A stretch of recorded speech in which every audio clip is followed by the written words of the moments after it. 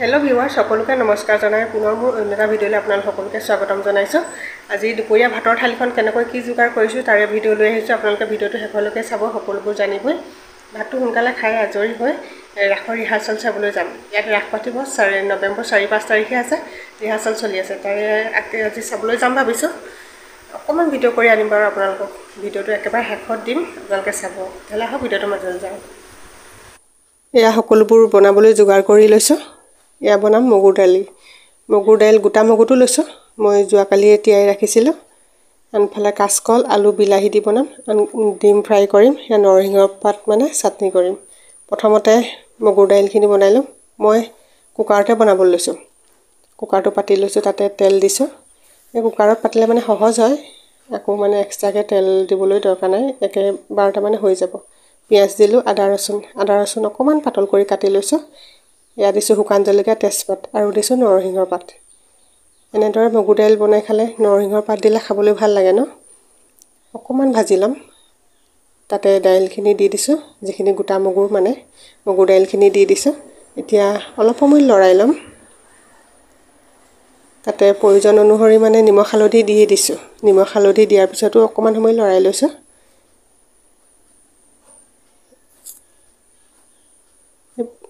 ইয়াত দিছোঁ অকণমান মছলা, জিৰা আৰু ধনিয়া, লগতে ৰেড চিলি পাউডাৰ অকণমান দিছোঁ, কালাৰটোৰ কাৰণে দিছোঁ। আৰু জানকৈ অকণমান মানে জ্বলা হ'লে ভাল লাগিব খাবলৈ।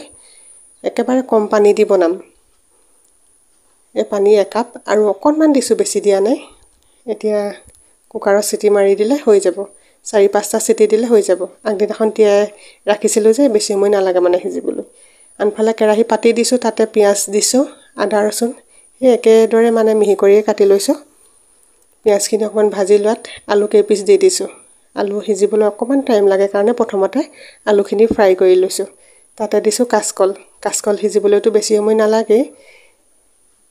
এনেদৰে মানে অকণমান সময় লৰাই ভাজি ল'ম।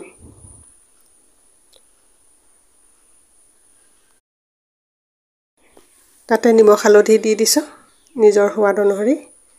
নিমখ হালধি দিয়াৰ পিছতো অলপ সময় এনেদৰে লৰাই ভাজি লৈছোঁ। তাতে বিলাহী কেইপিচ দি দিছোঁ। বিলাহী কেইপিচ দিয়াৰ পিছতো অলপ সময় লৰাই দিছোঁ। এতিয়া অলপ ভাপৰি ৰাখি দিম। জুইটো একেবাৰে কম কৰি থৈছোঁ। এয়া বিলাহী কেইপিচ ধুনীয়াকৈ সিজি গ'ল।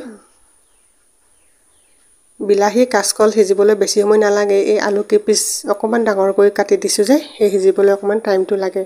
এতিয়া পানী অকণমান দিছোঁ। পানী দিয়াৰ পিছত জুইটো মানে একেবাৰে হাই কৰি দিম, কমাই নথওঁ।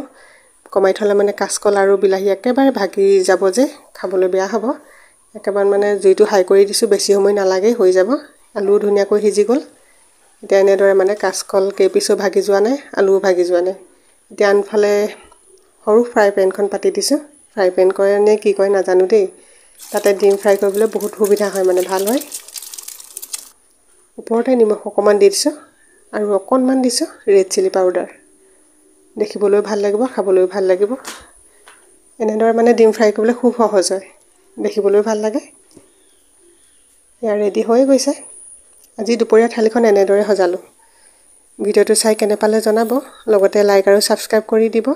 ভিডিঅ'টো শেষলৈকে চোৱাৰ বাবে ধন্যবাদ থাকিল। একেবাৰে শেষত ৰাসৰ ভিডিঅ' অকণমান দিম বুলি কৈছিলোঁ যে, যি ৰাসৰ আখৰা চাবলৈ গৈছিলোঁ, তাৰে ভিডিঅ' অকণমান দিছোঁ। আপোনালোকে শেষলৈ চাই যাব।